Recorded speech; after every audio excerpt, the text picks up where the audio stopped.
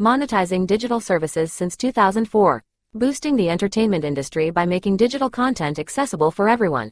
AWG, where innovation meets monetization. Welcome to the Human Capital Innovations Podcast. We're your source for personal, professional, and organizational growth and development, where we share original research, explore industry trends, and interview executives and thought leaders from across the globe. We hope you join us often for practitioner-oriented content around all things related to leadership, HR, talent management, organizational development, and change management. Maximize your personal and organizational potential with Human Capital Innovations Podcast.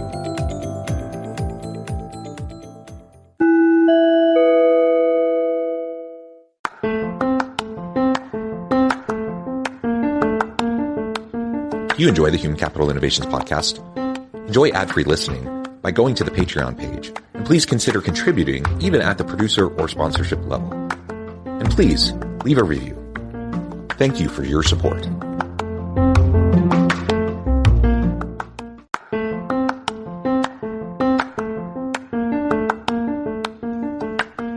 Welcome to the Human Capital Innovations Podcast. In this HCI Podcast episode, I talk with Dr. Aaron Ita about the quiet trends in organizations and what managers need today to be more successful and effective.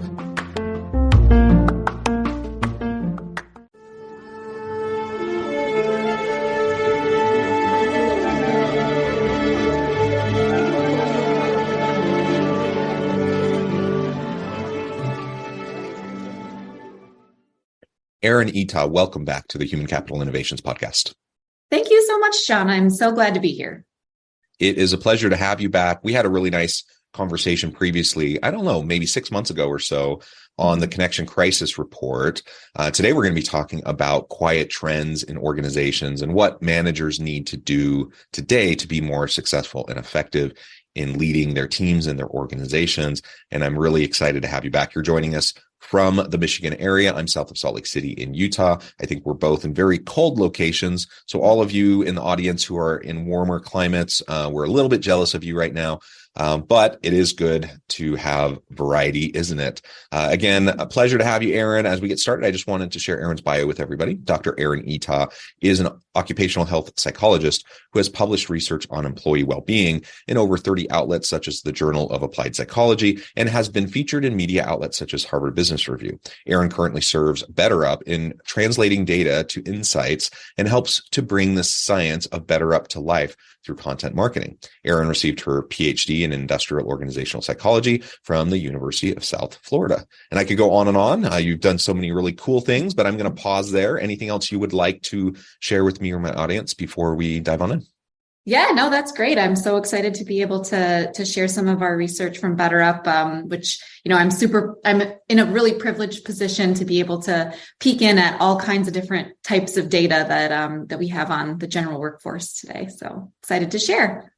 Very cool. So why don't we talk first about these quiet trends? And if you can just frame up for us what you mean by that. Is this referring to quiet quitting, quiet firing, hiring, et cetera, those types of things? Tell us a little bit more about that, and then we can dig in. Yeah. So, as we had talked about a few months back when we were looking at the connection crisis, we saw one of these patterns or trends emerge in the data that we track. So just to provide a little context for the audience, we have 150,000 and more members that are in our data set. And so that gives us this really great perspective and transparency into how people are feeling, what their attitudes are, how they're behaving, what they're struggling with. And so it just gives us this great platform to be able to understand what's really happening underlying the surface of different phenomena that we see in the workplace and in talent trends and things like that. And so with the connection crisis, the thing we were focused on and what was really rising to the surface was how much people were struggling with belonging, and they were feeling a lack of community and grasping for that reconnection with human beings as we had, reemerged from more isolation in the last couple of years. But now one of the things we're seeing as we're moving into 2023 is some really interesting patterns that are coming through on role shifting. So what managers need to do to be effective, it looks different now than it did before. And how people are feeling is really perseverating through all levels of the hierarchy. So one of the things we're seeing is that resilience is really at an all-time low, which is pretty surprising. It's just been this downward pattern over the last 4 or 5 years, and burnout is like way at the top. And the thing that's also really interesting is that that's not just true for individual contributors, but it's true for managers as well. So in general, we're seeing that people are struggling, and so are their managers. And so, it's concerning because we're in this new era of work. We've recalibrated, but we're also not doing so well. Yeah. And that's really interesting. As I think about the last 3 years, this pandemic environment and organizations having to pivot and move to virtual work or hybrid work, and individuals grappling with all the, social upheaval and dealing with teaching children at home while doing work at home and all of these different things. My first thought is, wow, we've demonstrated a great deal of resilience over the last few years. But what you're suggesting from your data is actually there's been a steady downward trend in resilience overall over the last half decade. And then, of course, I don't think it's a surprise to anyone to hear that burnout is continuing to skyrocket, and mental health challenges are contributing to that. The burden of overwork and just juggling everything. Even if people have shown periods of resilience, man, it's hard to maintain a high level of that kind of disruption over a long period of time before it really takes a huge toll on people. Totally. It's like our stamina can only go so far. And so, what we're seeing is just this like reduction in stamina and people just depleted. And so, from our perspective, one of the things we've been really curious about, and something that we hear from our partners a lot, is like, what do we need to be doing to equip our leadership, to equip our managers to navigate through this? Because yes, we understand like resources are low, people are exhausted, burnout is high, but look, the reality is in the macroeconomic condition that we are, looking at, we need people to perform like at a very high level, and we need them to be productive. And in many cases, we need them to do more with even less than we had last year. And so it's a tension, I think, for a lot of HR leaders in trying to both balance the real human needs that people have and are facing and recognizing everything you just described, but also kind of having the pressures to help extract peak performance and, get people to maintain and continue producing at the really high level that organizations need to kind of survive what may be kind of a difficult period of time economically. Yeah. And so I guess then the question becomes, well, what do we do about this? Because the reality is what it is in terms of the rapidly shifting landscape of the nature of work and how work is designed and how organizations are trying to stay competitive. Thankfully, we're not as concerned today about the pandemic as we were, 2 or 3 years ago, certainly. Right. But there's still health concerns, and then the question also becomes, what's like the next pandemic, or what's the next big thing that's going to disrupt everything? And so, there's so much disruption, and that fatigue is very real, and the stamina, our ability to maintain that resilience, is a huge challenge. But it's the reality. Like, this is the world we're in, and I don't see it easing up anytime soon. And so then the question becomes, well, really, what do we do about it? How do we, as leaders, how do we practice self-care to make sure that we're not getting burned out? Because if we're burned out, we're not any good for our people. How do we help our people to stay healthy and, good contributors? And I guess that gets really into what you were talking about in terms of what managers need today in terms of skill sets and competencies to be able to be successful, because the landscape is changing. And, the successful kind of top-down authoritarian command and control style leader of decades ago, I just don't see how that's going to possibly work well in the modern environment.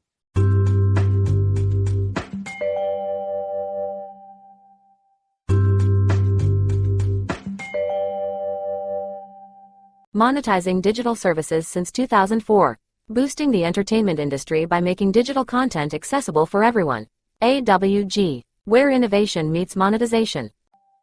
Exactly. Yeah, I fully agree with you. And I think like what we think about a lot is like, what are those kind of evergreen skills that we need to help enable and foster in our managers, in our leaders, so that no matter what the next disruption is, no matter what the big change is, the big stressor, the next pivot that the organization or industry is going to need to take, that we have actually fostered and enabled those skills in agility, in coaching ability, so that they can, managers can really lead their teams, empower other people, help create self-sufficiency in problem solving, create comfort in innovation and risk taking. And, these types of skills are what we are really thinking about as kind of the new era of what really good management looks like. And, if you want, I can share some data of what we've kind of seen in these patterns. Yeah, let's dig in and Okay. talk a little bit more about that. Yeah. Cool. So, first of all, one of the things we've seen, is that the adage that people don't quit their organization, they quit their manager. We know that is actually true from our data. And what we see actually is that a manager's skill in what I just described, kind of being able to coach and develop and invest in the growth of their teams and their people, that's actually the number one predictor behind the individual's own organizational commitment. That's the number one thing that a manager really can do that helps safeguard against turnover intentions. So that was a really interesting finding about like what that really helpful kind of area of investment in people leadership organizations can take. And then the other thing we see is that today, people that see that they have an effective manager, they're rating their manager really effective in 360-degree feedback scores, and they see their manager as supportive of them. Those people have 5 times more productivity than others. So they're 5 times more productive than people who are not under that kind of management condition.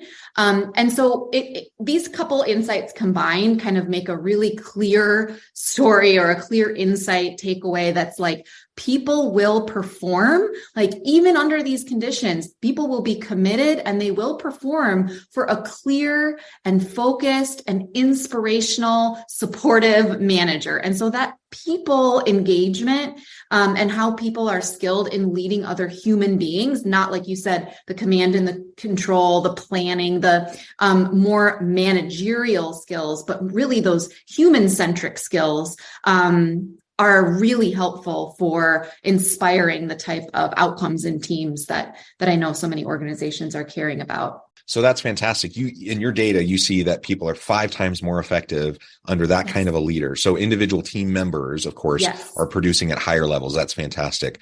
I don't know if you know this from your data, but my experience has been, and what I've seen in some other research, is that when you have a team like that, that also makes the leader far more productive.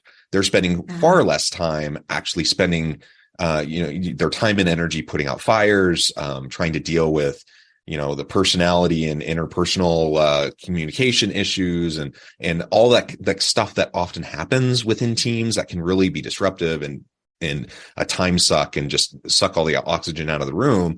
When leaders treat their people this way, invest in this way, and are supportive in this way, their people are so much more productive, but the leader themselves becomes far more productive, and they free up more of their time to provide more support, to be more strategic, to be more forward thinking, and all those things are going to help them all be more successful in the long run. Totally. I love that. The circularity of like the virtuous cycle that can be created, I think is such a good point. And definitely true in my experience too.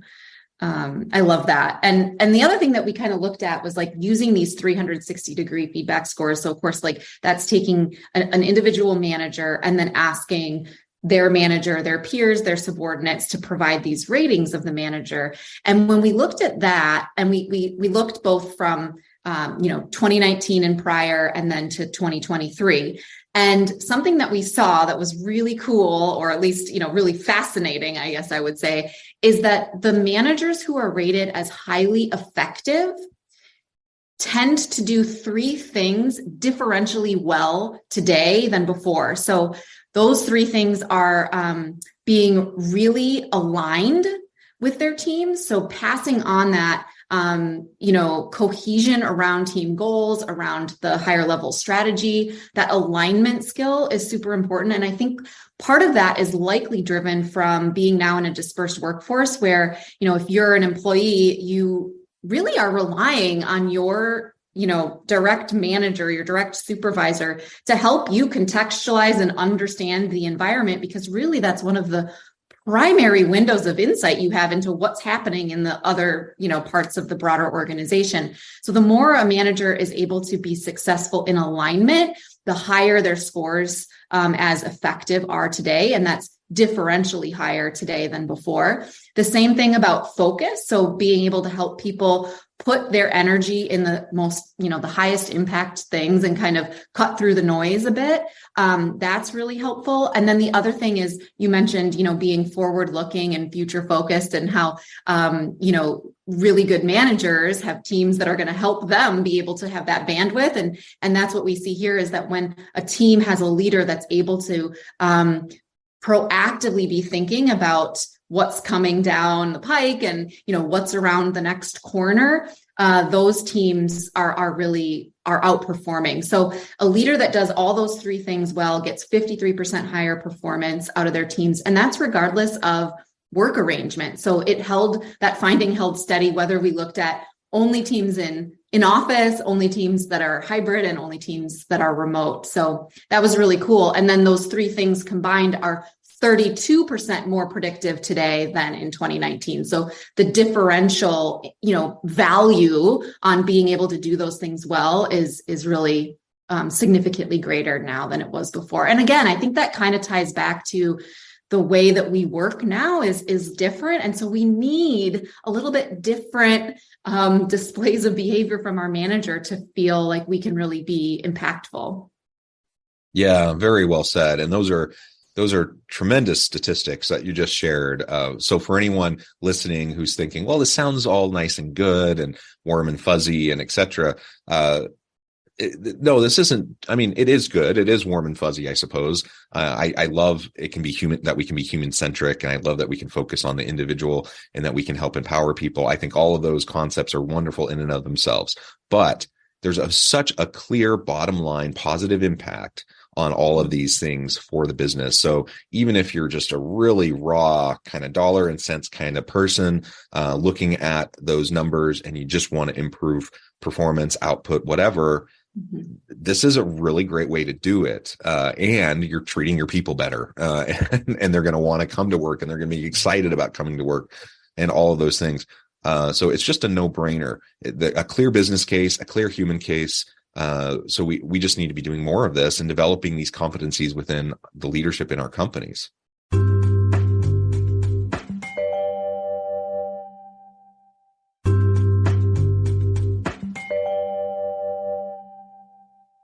Totally. I think you're totally right. And I think that it's also important that, organizations and decision makers recognize that managers often don't inherently know how to do this stuff. Like a lot of times people end up in management positions, but are not necessarily like going to knock it out of the park on all of these different people leadership skills and, capabilities in leading their teams.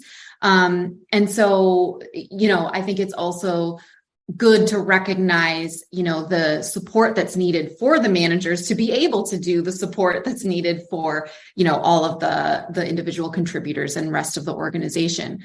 One other really kind of cool thing we saw was that we looked at different levels of the organization. So you've got, your highest level leaders, people leaders, manager of managers, and then you have your midline managers or frontline managers, and then individual contributors.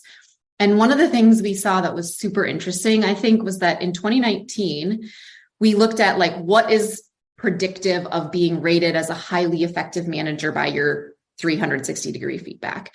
And the things that rose to the top, the skills that rose to the top for managers of managers, your highest level leaders, were things like collaboration and coordination, encouraging participation, relationship building. So we were, prior to today, we were expecting from our even high level leaders to be very relational, involved in people leadership, kind of in the weeds, coordinating work and collaborating with other teams.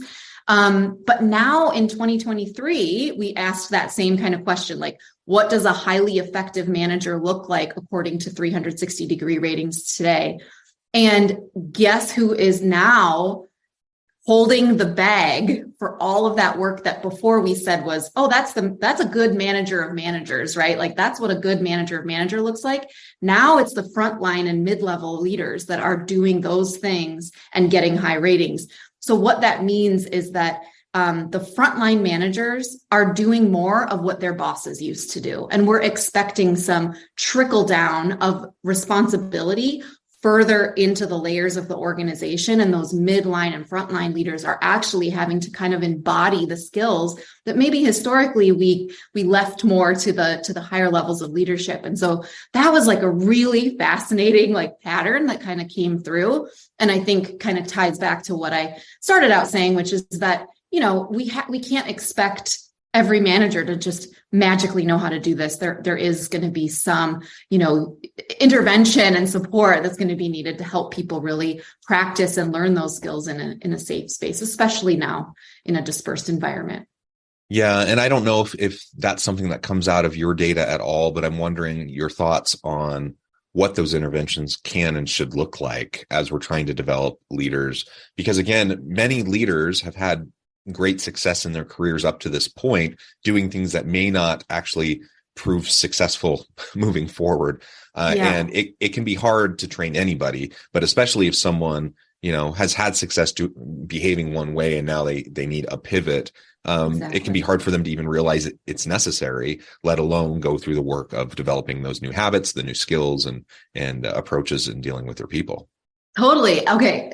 I just got to share one other thing with you because you just sparked that in my mind too. So one of the other things we saw is that managers are rating themselves as just as effective now as they were in 2019, but their direct reports, the line of the percentage of people that are saying my manager is effective is just this downward slope. So really fascinating, I think speaks to your point that there's an awareness gap that's often present where it's hard for managers sometimes to have that self-awareness that I can't just kind of rely on my old way. But unfortunately, it is showing up in the experience of the direct report. So we are seeing that really does make a difference to teams when they're not able to kind of adjust and pivot according to our new conditions. So to the question of what can we do? I mean, it's just critical that we enable people in what those effective leadership skills, those management capabilities look like now at all levels of the organizations, because, managers really are the catalysts in organizations for positive change. And so that could be through something like targeted development programs. It could be through, improving lines of communication. It could be through coaching, so there's different strategies that an organization could take and, a menu of things that organizations can do to really train, enable, foster, coach, help leaders to learn, embody, and build that self-awareness of how they are showing up for their teams. Because that is such a critical component of this. But I can also offer some sort of direct actionable tips for managers to become better at managing. And so, one of those things is really working with your team, promoting ongoing growth and development, helping reframe challenges and stressors as learning opportunities, and really working with your team on mindset and ability to kind of see opportunity even in challenge. Using coaching skills. So as a manager, being able to ask your team really thoughtful questions to your team so that they can help solve their own problems and kind of foster that self-sufficient skill in your people. And then encourage reflection, after projects thinking about strengths, weaknesses, what could we have done better? How could we have been better aligned? How could we have been more future focused? How could we have, executed in a way that would have been more effective? And then that helps you just kind of create a cycle of learning and development as a team as well. So of course, BetterUp is a company that helps organizations do all kinds of personal development, team development, and organizational development work. And what we see is when we offer coaching to managers, that's really, really effective. We can see huge jumps in things like future mindedness and alignment skills in a pretty short period of time, 3 to 4 months of providing someone with a coach. And 64% of direct reports also say they see changes in their managers when their manager gets a coach. So that's one really effective tool too.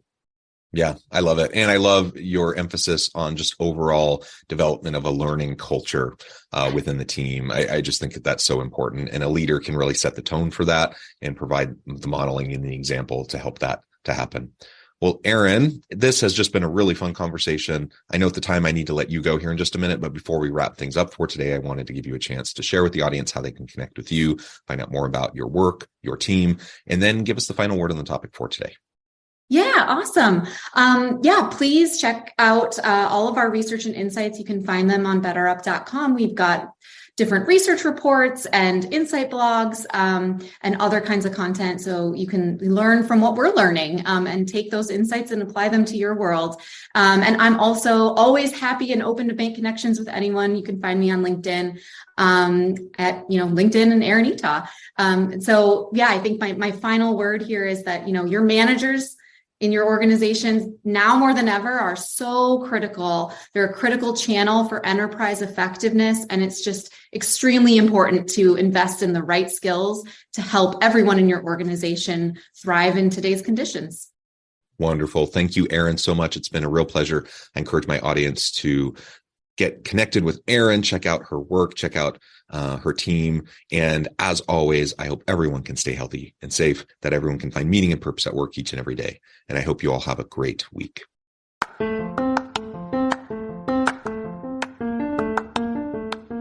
you enjoy the Human Capital Innovations podcast? Enjoy ad-free listening by going to the Patreon page. And please consider contributing even at the producer or sponsorship level. And please leave a review. Thank you for your support.